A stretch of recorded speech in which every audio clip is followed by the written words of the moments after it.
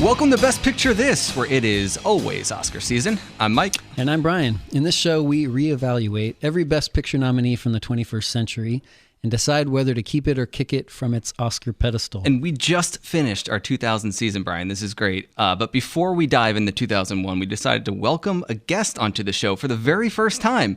And no, Brian, we're not going to phone home. We're going to phone director Aleem Hossain. Aleem, welcome to the show. Thanks for having me, guys. Glad to be here. Thank you so much for being on the show. So for our listeners, Aleem and I went to the same tiny little high school in Connecticut called Bolton High School. He was in my older sister's grade, a year or two ahead of me. And since then, Aleem went off to earn an MFA at UCLA. He's now an assistant professor of digital storytelling at Occidental College in Los Angeles. And his first feature film, After We Leave, is streaming right now on Amazon Prime. It was also selected as the best feature film at the London Sci Fi Festival in 2019. Very cool. So yeah, on today's show, we're going to talk to Aleem about Craft, and then we will hear his top 5 Best Picture nominees of the 20th century. Brian and I shared our own lists in the very first episode of this show, which you could hear on Apple Podcasts or Spotify, wherever you get your podcasts. And then finally, we will wrap up by discussing a Best Picture nominee of Aleem's choice, and he picked 1982's E.T., directed by Steven Spielberg. I tripped up a little bit there on the Spielberg. I was almost going to say Soderbergh for some reason, but I caught myself. Slightly different styles, but let's hear a classic 2002 re-release trailer. In this quiet neighborhood, on this tranquil street, a mystery is unfolding.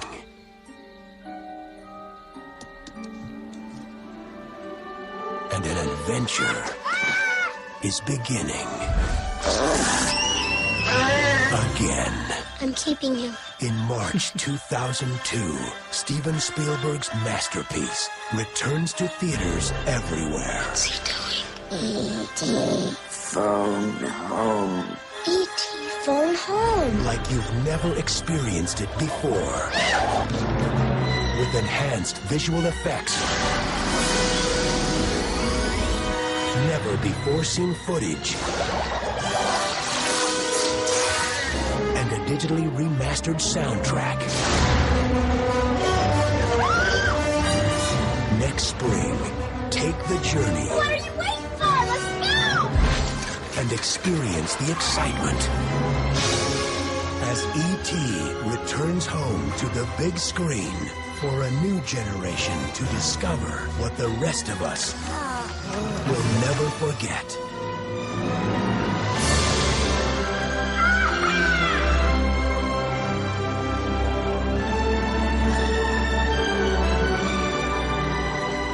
Steven Spielberg presents the 20th anniversary of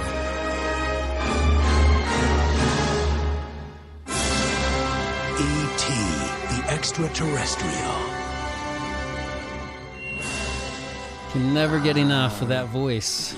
Don LaFontaine. Interesting choice there, Brian, with the 20th anniversary trailer. I thought that might make you react. It did. It's only 20 years old, so I guess that's not so bad. So here's why I chose the 2002 version of the trailer is that it's interesting because here we are 19 years after that.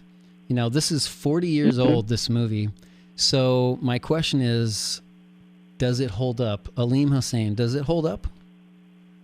You know, this question of whether a movie holds up is, like, to me, like a really, really fascinating one. And my opinion about it has shifted over time.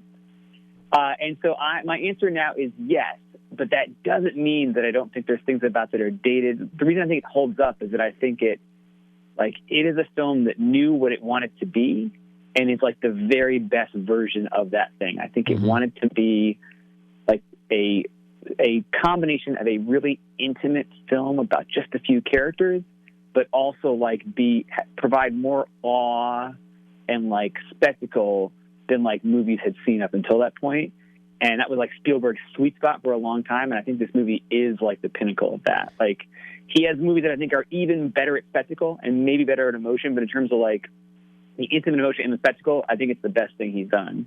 And so I think it does hold up for that reason. I watched it with my kids pretty recently, and they were definitely gripped by it. Yeah, I think the thing is, when Spielberg re-released it in 2002, he did like hype up some of the special effects, and then afterward kind of regretted it. I thought that was kind of interesting. It doesn't need it. I don't like when these directors do that. Stick with the original, because it works as a timepiece after a while. It does. And then it still works as a movie. I mean, to me, this totally holds up. It's like you're embarrassed, though, that your kids watch it and say, like, oh, look at that CGI. It's terrible. Hey, Aleem, let me ask you, how old is your kid?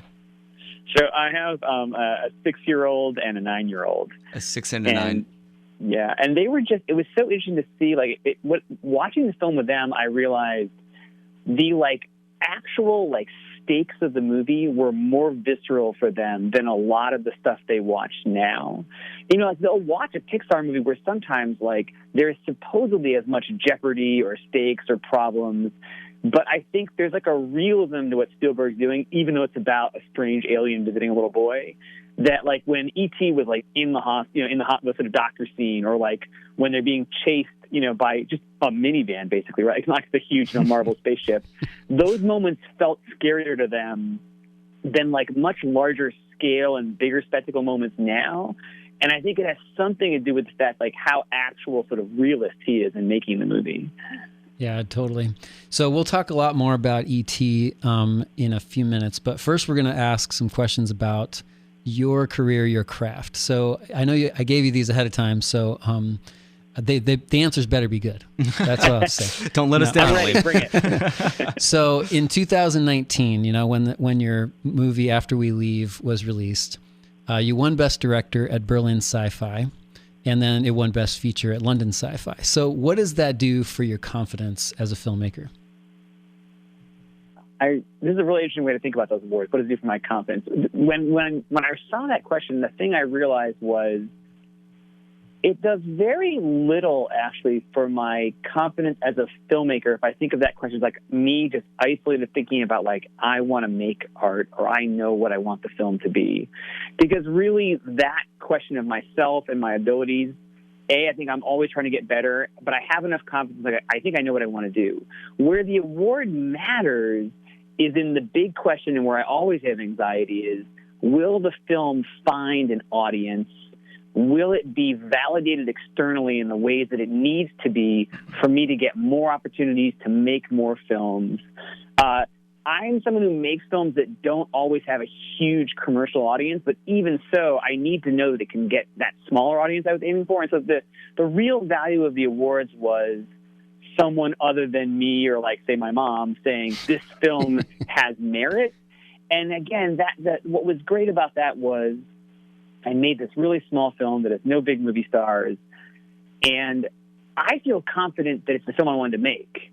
But will it have a life? And what the awards did was they changed the entire trajectory of that film from a film that had been rejected by a bunch of festivals, and I couldn't find a mainstream distributor, just having made it.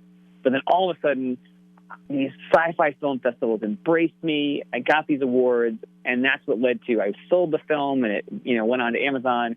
So that was the real impact of those awards. So I'm super grateful for the validation for that reason.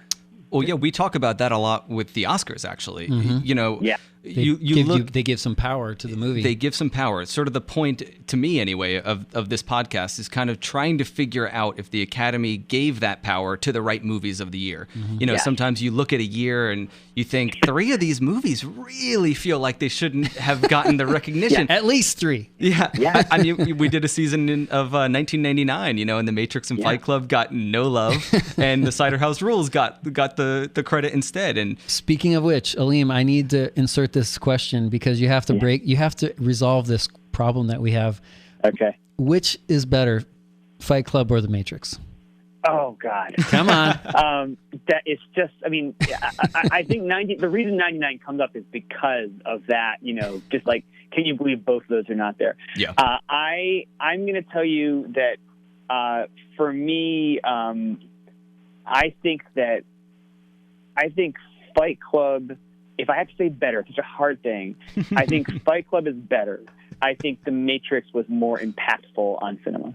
That's a good answer. It's probably true. I just think the acting puts Fight Club, ahead of The Matrix. Anyway, we'll move on to the next question. You are on your bio. You talk a lot about augmented reality, virtual reality. So what? And your title, is a digital storytelling, professor. So what will the moviegoer's experience be like in 10 years? Will it include virtual reality? If so, then how does that happen? I think that we are emerging from a period where, if you had asked me this question a couple of years ago, I think a lot of people, not just me, would have been suggesting things like, will we watch movies in headsets, and we have, smell-o-vision or whatever, these sort of technical things, right? And I think now that we've emerged from that period, and I think now people are realizing that really the big question of the future of viewership is the idea of the theatrical and short, distinct version of a feature film and the in-home long-term storytelling of streaming series. I think that's the big question. And I actually think that a lot of these other things that seem like they're more immersive, like virtual reality, augmented reality, are going to be big technologies in our lives. I think viewership, though, the real question I have is 10 years from now, do I still go sit in a movie theater and watch a story that has a beginning and an end in 90 minutes to 2 hours that stands on its own, that I left my house to go see, that I can't pause when I want to go get, another drink out of the fridge, and that I see with other people? And I feel like that is disappearing, and I have some mournfulness about that, but I actually think that we're seeing already these categories are being blurred. This year, is the Small Axe series of films made by Steve McQueen going to be nominated for Emmys or Oscars? Maybe both somehow. Are they films? Are they TV? I don't know. So I actually think the technological questions are dipping away largely because I think home theater stuff is getting so good that that's going to be what actually becomes the new norm. And some of these flashier things, which I do work in and study, I don't actually know that they're the future of the film industry. I think they are going to be adjacent technologies. I think that's probably true. When I asked the question, I thought you were going to say, "Oh yeah, we're going to be doing VR and AR," but I think that it may just be basically like a gimmick, like 3D. You go, it might really boost a theater box office temporarily, but it's not really, ultimately really part of the movie. But in fact, there may be a future where the movie theater is the one place you go where you get to switch off your augmented reality life and just watch one thing. It'd be funny if the movie theater becomes the cave of isolation we crave in the midst of our augmented life. I mean, honestly, that's kind of one of the reasons I like going to the movie theaters even now. Right now you're at home, and if I'm on the couch, so many things could happen, that could be distracting. And just your phone sitting next to you is kind of enough of a distraction. When I go to the movie theater, I leave it in my car. And that's kind of freeing. You can pay full attention. That's a little too far, Mike. No, you can't leave it in the car. I want no contact, Brian. So next question. Aleem, how does your technical expertise enhance your movie watching experience, and how does it ruin it? When I first started my film education, there was this period, which I think of sort of as a valley, a sort of trough of viewership experience, which was I was so new to learning the stuff that all I could do was see it. Thankfully, I have left that period behind, and now I would say I've been doing this. I've been trying to do this for 21 years since I made my first film. Now I'm definitely back to the point where if the film is good, I don't even think about it at all. And then I think I get a benefit, which is that when I reflect back on it, I have a whole level of pleasure that I get out of just thinking about how they did certain things, both because it helps me as an artist, but also just I just like human ingenuity and creativity. So now I'd say it's only upside. And it's very rare that I would say I sit in a film that I think is even decent and have the majority of my conscious thoughts be dominated by I wonder what lens they used, or how did they pull that off, or thankfully, story, I think, is still king in my mind. Though there was definitely, early on, that was not true. Yeah. With that expertise, what are you doing now? Are you working on a new movie? What's next for you? At the moment, speaking of the class between features and television series, or whatever we want to call these streaming series, I am developing I'm pitching and sort of trying to get funded a short, limited series that is sort of a cross between an autobiographical story of my own life, sort of growing up in Connecticut, being half my family is Muslim, half my family is Christian, but combined with sort of a coming-of-age superhero story. And it's sort of Aleem as superhero. Exactly, yes. A very modest superhero, but yes. And so I've written some of that, and I'm trying to take that out. And then I'm actually in the process, as an antidote to having just finished the whole feature film that I wrote and directed, I'm making, especially in pandemic times when I can't get out that much, I'm actually working on just 2 really small, short experimental films that have no commercial value, very little reach, but are just sort of like creatively satisfying exercises. And so I'm sort of balancing my mass appeal commercial TV idea with these 2 little short films. Very good. And do the Oscars matter to you, Aleem? They matter because, this show, but do they matter to you? Yeah. They matter a lot. There was something you guys said in one of your earlier episodes, I think, where you talked about just do they get it right? And what we just talked about now, what do they add to a movie? They matter a lot, but they are a very mixed, painful bag for me sometimes, where I feel like I love them. I love movies so much, so of course I'm going to love the biggest award show there is for them. And yet at the same time, when I was younger, even just the idea that someone would pick the best one that I didn't like was painful. Mm-hmm. I think when you got in the world, you're like, oh man, and you want to argue it, or because really what's happening is when someone likes something that you don't, or vice versa, there's a sense that are they rejecting me, or do I not get them? And then on top of it, and this is the thing that I think I struggle with the most now, the longer I've spent actually working in Hollywood, the more I see the actual real life financial career opportunity impact the Oscars have, where I think some of the oversights or missteps really have real world implications, and so I would say I now have they still have a grip on my heart, but I have a very tormented relationship with the Oscars. Yeah, that's a really good answer. And I feel kind of similarly, because the idea of saying that one movie is better than the other is ridiculous. In and of itself, it's a ridiculous question. But it's fun to rank things. It's fun. It's fun to rank things. And so I kind of like to look at it more as a sociological study. Why were these films nominated? Why do we care about these? And then what does it mean for the people who made them? And it kind of just gives everybody likes to talk about movies, and it kind of gives a reason, a structure in a way to the debate. Yeah. So let's talk about more movies. Let's talk about more. From the 20th century. 1929, the first Oscar ceremony, to 1999, Aleem. Can you give us your top 5 movies of all time? I can indeed. So I'm going to go... I guess I should clarify. Sorry to interrupt. It's not your 5 favorite movies of all time. It's your 5 favorite Best Picture nominees. Exactly. That could be a little bit different. Limited. It does limit it, yes. Yes, it does. It does.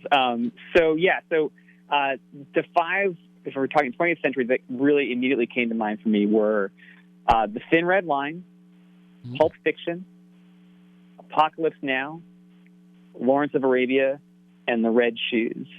And as I compiled those 5 movies, like you say, though, I had 5 that are equally important that are not even nominees for Best Picture. And I think that that's really interesting. That's fantastic. None of your picks are on either of our top 5s, which make it so great. It would have been better if you squeezed Annie Hall in there somehow, because that was the one overlap that we had. But the trifecta. So those are just pretty heavy movies, Thin Red Line, Apocalypse Now, pretty meaty. So what do you look for? What do you think? Why do you think those are on your list? All of those movies are on my list, I think, because while watching them, I had sort of this is going to sound very highfalutin, but I had transcendent moments, which is to say, beyond just story, I had those moments where I was just caught up in the flow of emotion. And I think, by the way, there's probably really funny and movies that do that too that I could think of. But when I think about The Thin Red Line or Pulp Fiction or Apocalypse Now, there are just these moments where what's working on me is sound and music and a combination of images, and I couldn't even put into words what's happening, but a thing is happening that is like transporting me into a different sort of zone. And I will say that as a filmmaker and as a film fan, I want movies to do more than just tell me a story. Like, I want them to put me in that visceral mode, because I also love novels, you know, and I love comic books, which can tell different stories a different way. I really crave those moments where I'm like, wow, like all the senses were activated here. And I kind of went into, like, whether it's a meditative state or a shock state or a poetic state, you know, or an adrenaline state. Like, I like that mode. Yeah, that's the power of movies, right? It is. We talked about that multiple times too on the show, that I want a movie that does something that only a movie can do. Because I agree, you know, novels do things that are great for me too. But when you can get it all working at the same time, it's pretty magical. Something clicks, you know, and it's like a weird sort of magic when all those things kind of come together at the right time, and something inside of you just connects. You know, it's a good thing. Indeed. All right, so let's go to E.T. Yeah, we've been teasing E.T. long enough. So Aleem, do you want to start out by telling us about a scene and why you think it's great? Yeah. So there are so many iconic scenes from E.T. You guys may, you know, have those on your list as well. But I was struck this most recent time watching it by the scene just before E.T.'s sort of heart stops. And it's the scene where these doctors and scientists are working to attempt to revive E.T. It's so great. And yeah, and when I watched that scene, there's a couple things that jumped out. The first one I sort of touched on, but I'll say it sort of more explicitly now, which is to say, you know, Spielberg chose to film that with terms of the actors and their performances and the camera and the sound. He chose to film it in a way that you can imagine him filming an ER crisis scene that didn't involve an alien. And like, just that choice I thought was super powerful, because you know, what it's taking advantage of is we all are familiar with the idea of like the medical crisis scene. And he basically is like, I'm going to approach it like that. And so just that choice, as opposed to, you know, there's so many, like, I think about movies today, and again, like, I like a lot of the Marvel movies, but if this scene was in a Marvel movie, this government team would have had this like 40-inch flat screen TV that they wheeled in that could do an exact anatomical 3D graphic of E.T.'s body. There would have been like a special science crew that could like scan him and analyze his DNA. But no, like in this scene, we're like in a crowded, underlit, low ceiling space with like ill-fitting scrubs on the doctors, and like they're kind of sweaty and not organized, and they're just trying. And then when you think about how he enhanced it with his choices, like if you watch that sequence, I don't think there's a single shot that is what we would call, like in this film, is a clean shot, which is it just the subject of the shot and no other bodies or pieces in the way of the camera. Mm-hmm. In that scene, like every time there's a shoulder moving, there's a tube flying, you know, when we do see Elliot, he's like half on screen between like 3 or 4 bodies. And the thing I most noticed was that in my memory, we were cutting back and forth to seeing Elliot and then E.T., Elliot, E.T. But when I watched it, we go this long stretch with no reaction shot from Elliot or anyone else. It's just doctors in chaos. And I think, again, adds to the anxiety, because we're just like watching, you know, especially as a kid, like I was watching adults and I didn't know what adults are doing. Mm-hmm. And I'm not seeing the kid. I don't know what's happening. And then Spielberg sort of withholds it. And then they put the paddles on and they go clear. And it's this terrible moment where the body jerks from the paddles, from, you know, doing the defibrillation. And then he cuts to Drew Barrymore for the first time, and she just like flinches when that happens. And because we haven't gone back and forth, like seeing her was so like new again, that I really felt like, oof, the emotional impact of that. And then we went right back into chaos, noise, overlapping dialogue. And even the way the actors are performing, they're not really what we'd call like performing for the camera, which is to say that they're not like opening the camera. They're not bothering to enunciate every word. They're acting in a realist way of like they're in crisis. They don't know what they're doing. And the total of all of that, I think, really is just this real like sense of anxiety that, oh, as much as this has been a magical movie about like a little boy who discovers this alien who can, you know, eventually make him fly and all that, this is the one I remember being like, oh, E.T. can die? Yes. Like, that can happen in this movie? And it was really shocking to me as a kid, and I found it really impactful this time around too. Yeah, it's my favorite scene also.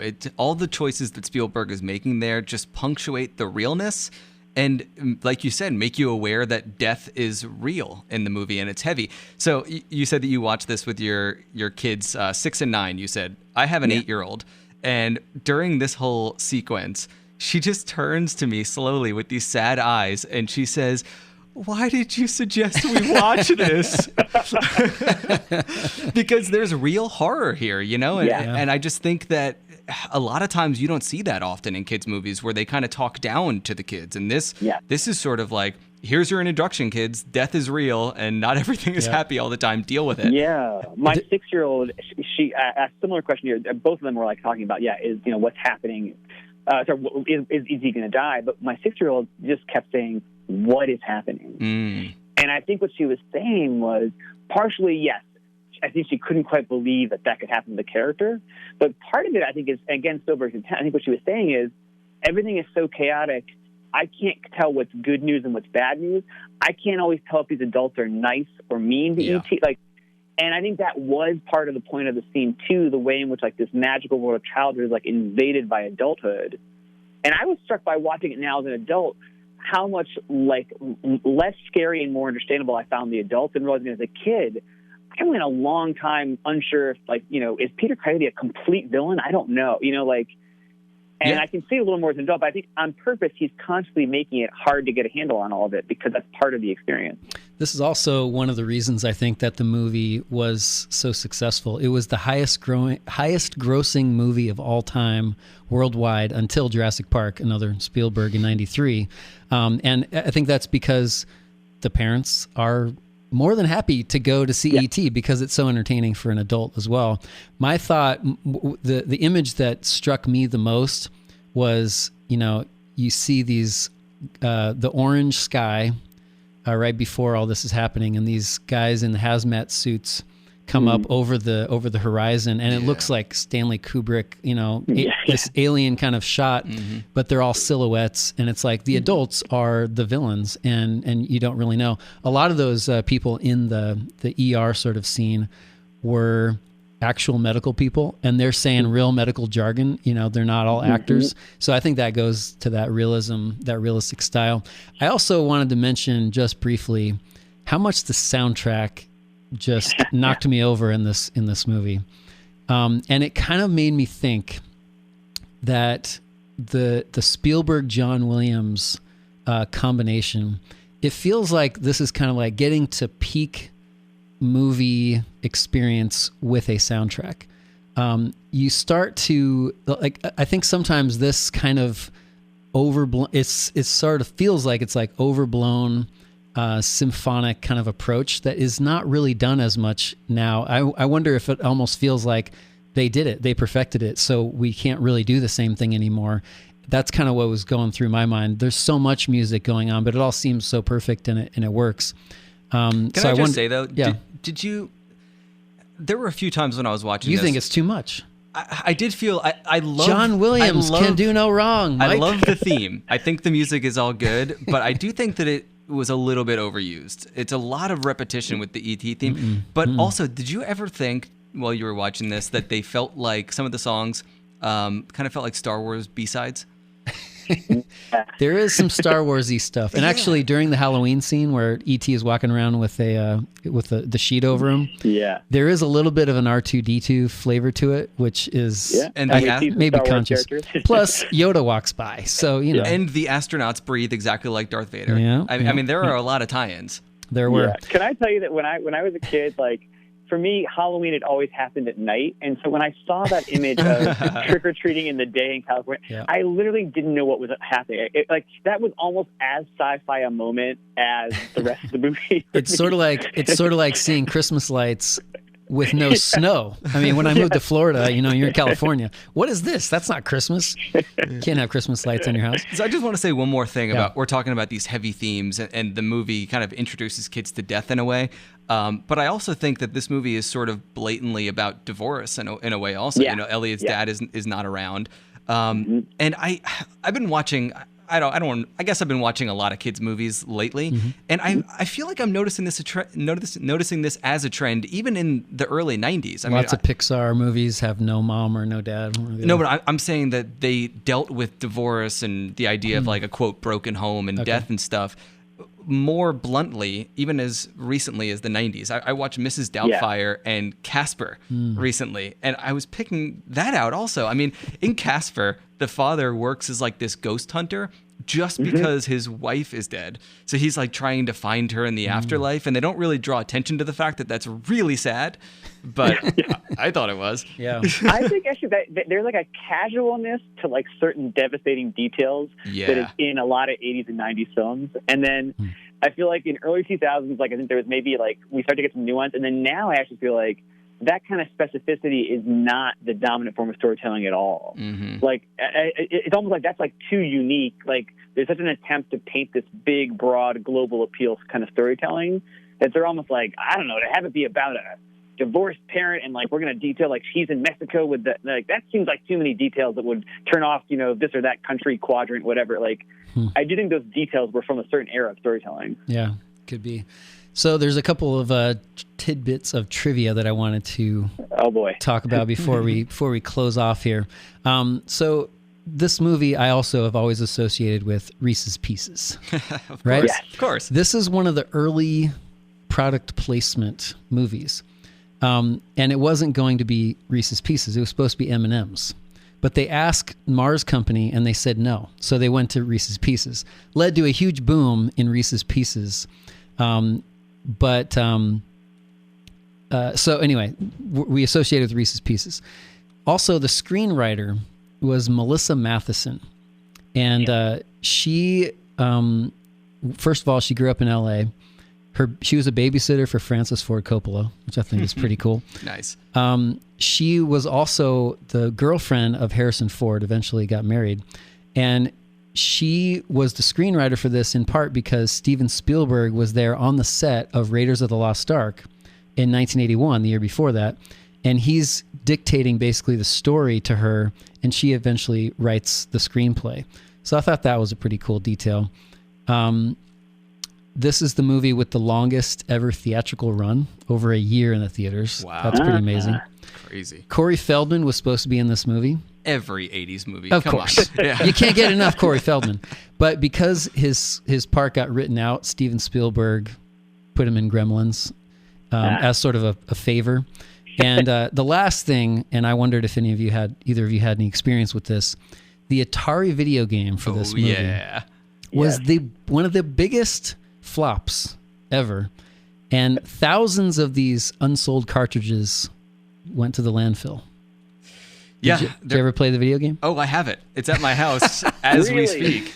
Oh yeah, it's in the closet. I haven't played it in a while. Is it that fun? No, it's really confusing. And I remember as a kid, it was just like really the hard. movie. But there's a whole documentary just about this, about how they, E.T. sort of got blamed for Atari going down, and they're in a landfill, and you had all of these people who like camped out at this landfill waiting for them to dig it up and hopefully find all of these ETs. I won't spoil it. I won't tell you if they found him or not. Oh my God, this sounds great. I love it. But I'll try to find the title of that movie while we're talking here. I can't remember it off the top of mind.